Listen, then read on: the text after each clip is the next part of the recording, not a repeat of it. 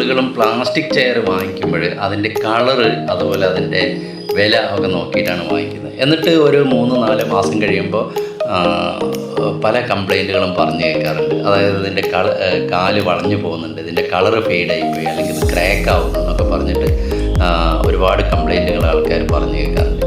അപ്പോൾ ഇന്ന് ഞാൻ സംസാരിക്കാൻ പോകുന്നത് നമ്മൾ പ്ലാസ്റ്റിക് ചെയർ തിരഞ്ഞെടുക്കുമ്പോൾ നമ്മൾ ശ്രദ്ധിക്കേണ്ട ഒരു 5 കാര്യങ്ങളെക്കുറിച്ചാണ് ഞാൻ ഇന്ന് സംസാരിക്കാൻ പോകുന്നത്.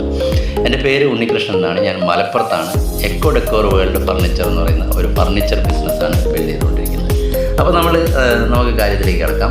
അപ്പോൾ നമ്മൾ പ്ലാസ്റ്റിക് ചെയറുകൾ തിരഞ്ഞെടുക്കുമ്പോൾ ഫസ്റ്റായിട്ട് നമ്മൾ ശ്രദ്ധിക്കേണ്ട ഒരു കാര്യം അതിൻ്റെ മേലെയുള്ള ക്വാളിറ്റി മാർക്കിങ്സ് ആണ്. ക്വാളിറ്റി മാർക്കിങ്സ് എന്ന് വെച്ചിട്ടുണ്ടെങ്കിൽ അതിൽ അടങ്ങിയിരിക്കുന്ന പ്ലാസ്റ്റിക്കിൻ്റെ ഗ്രേഡ്. അത് വിർജിൻ പ്ലാസ്റ്റിക് ആണെങ്കിൽ അതിൽ ഒരു ടിക്ക് മാർക്ക് ഉണ്ടായിരിക്കും, 100% വിർജിൻ എന്ന് പറഞ്ഞിട്ടൊരു മാർക്കിംഗ് ഉണ്ടായിരിക്കും വിർജിൻ പ്ലാസ്റ്റിക്കുള്ള ചെയറാണെങ്കിൽ.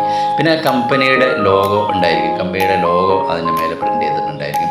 പിന്നെ അതിൻ്റെ മോൾഡ് അത് വാർക്കാൻ ഉപയോഗിച്ചിരിക്കുന്ന അതിൻ്റെ മോൾഡിൻ്റെ സീരിയൽ നമ്പർ തുടങ്ങിയ ഡീറ്റെയിൽസ് എല്ലാം അതിൻ്റെ മേലെ പ്രിൻ്റ് ചെയ്തിട്ടുണ്ടായിരിക്കും. അതേസമയം നമ്മൾ ഈ ലോ ക്വാളിറ്റി ചെയറുകളാണെങ്കിൽ ഇങ്ങനെയുള്ള മാർക്കിങ്സ് ഒന്നും ഉണ്ടായിരിക്കില്ല. മാർക്കിങ്സ് ഇനി അഥവാ ഉണ്ടെങ്കിൽ തന്നെ വളരെ ഫെയ്ഡായിട്ടായിരിക്കും ഉണ്ടാവുക. അപ്പോൾ നമുക്കത് പെട്ടെന്ന് വായിച്ചെടുക്കാൻ പറ്റില്ല. ഓക്കെ, ഇതാണ് നമ്മൾ ആദ്യം തന്നെ നമ്മൾ നോക്കേണ്ടത്. രണ്ടാമത്തെ ഒരു കാര്യം എന്ന് വെച്ചിട്ടുണ്ടെങ്കിൽ ഇതിൻ്റെ വെയിറ്റ് ടെസ്റ്റാണ്, ചെയറിൻ്റെ വെയിറ്റ്. അപ്പോൾ ചെയറിൻ്റെ വെയിറ്റ് എന്ന് പറഞ്ഞിട്ടുണ്ടെങ്കിൽ ലൈറ്റ് വെയിറ്റ് ആയിട്ടുള്ള ചെയറുകൾ എപ്പോഴും തിന്നായിരിക്കും, കനം കുറഞ്ഞിട്ട്. വെയിറ്റ് കുറവാണെങ്കിൽ അതിൻ്റെ ബേസ്മെൻ്റ് ഇരിക്കുന്ന ഭാഗം, ചാരുന്ന ഭാഗമൊക്കെ കനം കുറവായിരിക്കും. അത് നമ്മൾ ഒഴിവാക്കണം. അത് ചിലപ്പോൾ പൊട്ടിപ്പോവാനോ വളഞ്ഞു പോകാനൊക്കെയുള്ള സാധ്യതയുണ്ട്. അതേസമയം ഓവറായിട്ട് അമിതമായിട്ട് വെയിറ്റ് ആണെങ്കിൽ അത് ഫില്ലറുകളും മറ്റുമൊക്കെ ചേർത്ത് വെയിറ്റ് കൂട്ടിയിട്ട് വരുന്ന ചെയറുകളുണ്ട്. അപ്പോൾ നമ്മൾ രണ്ടിൻ്റെ ഒരു ബാലൻസ്ഡ് ആയിട്ടുള്ള ഒരു വെയിറ്റുള്ള ചെയറുകളാണ് നമ്മൾ തിരഞ്ഞെടുക്കേണ്ടത്. അതെന്താണെന്ന് വെച്ചിട്ടുണ്ടെങ്കിൽ നല്ല സ്ട്രെങ്ത് ഉണ്ടായിരിക്കും, കുറച്ച് ഡ്യൂറബിലിറ്റി ഉണ്ടായിരിക്കും. അപ്പോൾ ഒരു ബാലൻസ്ഡ് വെയിറ്റ് നമുക്കത് എടുത്തു നോക്കുമ്പോൾ തന്നെ അതിൻ്റെ ഒരു വെയിറ്റ് ഒരു ബാലൻസ്ഡ് വെയിറ്റ് ആണെങ്കിൽ നമുക്കത് നല്ല ചെയറാണെന്നുള്ളത് ഓർപ്പിക്കാം. നമ്മളിപ്പോൾ കേരളത്തിലാണെങ്കിൽ നമ്മളിപ്പോൾ വീടുകളുടെ ഉപയോഗത്തിന് അതുപോലെ ഓഫീസ് ഉപയോഗത്തിനൊക്കെയാണുള്ള പ്ലാസ്റ്റിക് ചെയറുകൾ ഉപയോഗിക്കുന്നത്. അപ്പോൾ എന്താണെന്ന് വെച്ചിട്ടുണ്ടെങ്കിൽ നമ്മൾ ഡെയിലി യൂസ് ആണെങ്കിൽ നമ്മൾ അത്യാവശ്യം സ്ട്രെങ്ത് ഉള്ള ചെയർ തന്നെ ഉറപ്പുള്ള ചെയർ തന്നെ നമ്മൾ നോക്കിയിട്ട് തിരഞ്ഞെടുക്കണം. പിന്നെ മൂന്നാമത്തെ ഒരു കാര്യം നമ്മൾ നോക്കേണ്ടത് ഈ ലെഗ് ജോയിൻറ്റുകളാണ്. അതിൻ്റെ കാലുകൾ ജോയിൻ ചെയ്യുന്ന ഭാഗം, നമ്മളെ ഇരിക്കുന്ന ബേസ്മെൻറ്റ് ഭാഗമായിട്ട് ജോയിൻ ചെയ്യുന്ന ഭാഗം. അപ്പോൾ എന്താണെന്ന് വെച്ചിട്ടുണ്ടെങ്കിൽ അത് ആദ്യം ക്രാക്ക് വരുന്നത്, നമ്മുടെ ചെയറുകളിൽ ആദ്യം ക്രാക്ക് വരുന്നത് ഈ ബേസ്മെൻറ്റിൻ്റെ ഭാഗമാണ്. അത് മോൾഡിങ്ങിൽ വരുന്ന തകരാറുകളാണത്. അപ്പോൾ നമ്മൾ നല്ല മോൾഡിങ്ങുള്ള ചെയറാണെന്ന് വെച്ചെങ്കിൽ ഈ ജോയിൻസിൻ്റെ ഭാഗമൊക്കെ ഫിനിഷിംഗ് ഒക്കെ വളരെ ക്ലീൻ ആയിരിക്കും. അല്ല, നല്ല മോൾഡിങ് അതിൻ്റെ മോശമാണെങ്കിൽ പിന്നെ ജോയിൻ്റെ ഭാഗമൊക്കെ എന്ന് വെച്ചിട്ടുണ്ടെങ്കിൽ വളരെയധികം ഷാർപ്പായിരിക്കും.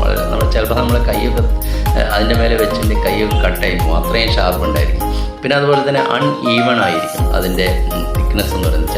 ചില സ്ഥലങ്ങളിൽ തിക്നെസ് കൂടുതലുണ്ടാവും, ചില സ്ഥലത്ത് തിക്നെസ് കുറവായിരിക്കും. അപ്പോൾ അങ്ങനെയാണെന്ന് വെച്ചെങ്കിൽ അത് മോൾഡിങ് ശരിയല്ല എന്നുള്ളത് നമുക്ക് മനസ്സിലാക്കാൻ പറ്റും. അപ്പോൾ അതിൻ്റെ ജോയിൻസ് നമ്മൾ ചെക്ക് ചെയ്താൽ തന്നെ ഒരുവിധം നമുക്ക് ഇത് നല്ല ചെയറാണോ അല്ലേ എന്നുള്ളത് നമുക്ക് മനസ്സിലാക്കാൻ പറ്റും. പിന്നെ നമുക്ക് ചെയ്യാൻ പറ്റുന്ന വേറൊരു കാര്യം എന്ന് വെച്ചിട്ടുണ്ടെങ്കിൽ ഫ്ലെക്സിബിലിറ്റി ടെസ്റ്റാണ്. അപ്പോൾ നല്ല ചെയറുകളാണെന്ന് വെച്ചാൽ സ്ലൈറ്റായിട്ട് ഫ്ലെക്സിബിൾ ആയിരിക്കും, വലിയ രീതിയിൽ ഫ്ലെക്സിബിൾ ആവില്ല. വലിയ രീതിയിൽ നിന്ന് തിന്നാകുന്നതുകൊണ്ട്, കനം കുറയുന്നതുകൊണ്ടാണ് വലിയ രീതിയിൽ ഫ്ലെക്സിബിൾ ആവുന്നത്. അപ്പോൾ നല്ല ക്വാളിറ്റി ചെയറുകളാണെന്ന് വെച്ചാൽ സ്ലൈറ്റ്ലി നമ്മൾ ഒന്ന് വളച്ച് നോക്കിക്കഴിഞ്ഞിട്ടുണ്ടെങ്കിൽ അത് ഫ്ലെക്സിബിളായിട്ട് നിൽക്കും. അതേസമയം നമുക്ക് ഹാർഡായിട്ടുള്ള ചെയറുകളാണെങ്കിൽ പെട്ടെന്ന് ബ്രിട്ടിലായി പോകും, പെട്ടെന്ന് ക്രാക്കായി പോകും. അത് എന്ന് വെച്ചിട്ടുണ്ടെങ്കിൽ അതിൽ ഫ്ലെക്സിബിലിറ്റി ടെസ്റ്റ് അത് സക്സസ് ആവുന്നില്ല എന്നുള്ളതാണ് എൻ്റെ അർത്ഥം. അതായത് അത് ഫ്ലെക്സിബിലിറ്റി കുറവാണ്. അപ്പോൾ ഈ ഫ്ലെക്സിബിലിറ്റി ടെസ്റ്റ് ഒന്നും നമുക്ക് എന്താണെന്ന് വെച്ചിട്ടുണ്ടെങ്കിൽ ഇതിൻ്റെ ഗുണമേന്മ നമുക്ക് മനസ്സിലാക്കും. വളരെ സോഫ്റ്റ് ആയിട്ടുള്ള ചെയറുകളാണെങ്കിലും സ്ട്രെങ്ത്ത് കുറയും, അതുപോലെ വളരെ ഹാർഡായിട്ടുള്ള ചെയറുകളാണെങ്കിലും നമുക്ക് കേടാണ്. നമുക്കൊരു മീഡിയം ഫ്ലെക്സിബിലിറ്റി ഉള്ള ചെയറുകളാണ് നമുക്ക് വേണ്ടത്. പിന്നെ നമുക്ക് അടുത്ത് നോക്കേണ്ട സൺലൈറ്റ് ആൻഡ് കളർ ടെസ്റ്റാണ്. സൺലൈറ്റ് ആൻഡ് കളർ ടെസ്റ്റ് എന്ന് വെച്ചിട്ടുണ്ടെങ്കിൽ നമ്മുടെ കേരളത്തിലൊക്കെ എന്ന് പറഞ്ഞിട്ടുണ്ടെങ്കിൽ അത്യാവശ്യം നല്ല ചൂടുള്ള കാലാവസ്ഥയാണ്. ചിലപ്പോൾ നമ്മളെ വിൻഡോസിലൂടെയൊക്കെ നമുക്ക് ലൈറ്റൊക്കെ വീഴും ചെയറിൻ്റെ മേലെ. അപ്പോൾ അങ്ങനെയുള്ള സ്ഥലങ്ങളാണ് ഈ വില കുറഞ്ഞ ചെയറുകളാണെങ്കിൽ കളറ് മിക്കവാറും ഫെയ്ഡായി പോകും. നമ്മൾ വാങ്ങിച്ചു കഴിഞ്ഞ് ഒരു 6 മാസം 1 വർഷമൊക്കെ കഴിയുമ്പോഴേക്കും കംപ്ലീറ്റ് അതിൻ്റെ കളറ് ഫെയ്ഡായി പോകും തന്നെ, പിന്നെ ബ്രിട്ടിലായി പോകും. അങ്ങനെ നമുക്കിങ്ങനെ പൊടിഞ്ഞ് പോരുന്നൊരു ഇത് കാണാം വില കുറഞ്ഞ ചെയറുകളാണെങ്കിൽ. അപ്പോൾ അതേസമയം നമ്മളുടെ ഗുഡ് ക്വാളിറ്റി ബ്രാൻഡഡ് ആയിട്ടുള്ള ചെയറുകളാണെങ്കിൽ കളർ ഫെയ്ഡായി പോകില്ല. 2 കൊല്ലം കഴിഞ്ഞാലും 3 കൊല്ലം കഴിഞ്ഞാലൊക്കെ സെയിം കളർ തന്നെ ഉണ്ടാവും. പിന്നെ അത് ബ്രിട്ടിലാവുക എന്നുള്ള ദ്രവിച്ച് പോരുന്ന ഒരു പ്രശ്നം അതിൽ ഉണ്ടായിരിക്കില്ല. അപ്പോൾ ഇത്രയും കാര്യങ്ങളൊക്കെ, പിന്നെ ഇത്രയും കാര്യങ്ങളൊക്കെയാണ് നമ്മളൊരു ചെയർ നമ്മൾ സെലക്ട് ചെയ്യുമ്പോൾ നോക്കുന്നത്. അപ്പോൾ നമ്മളെന്താ വെച്ചാൽ ഒരു പ്ലാസ്റ്റിക് ചെയർ എന്ന് പറഞ്ഞാൽ ശരിക്ക് പിന്നെ നമ്മൾ നോക്കേണ്ടത് എല്ലാവരും ഒരു സെയിം ക്വാളിറ്റിയിലുള്ള ചെയറുകളല്ല നമുക്ക് മാർക്കറ്റിൽ കിട്ടും.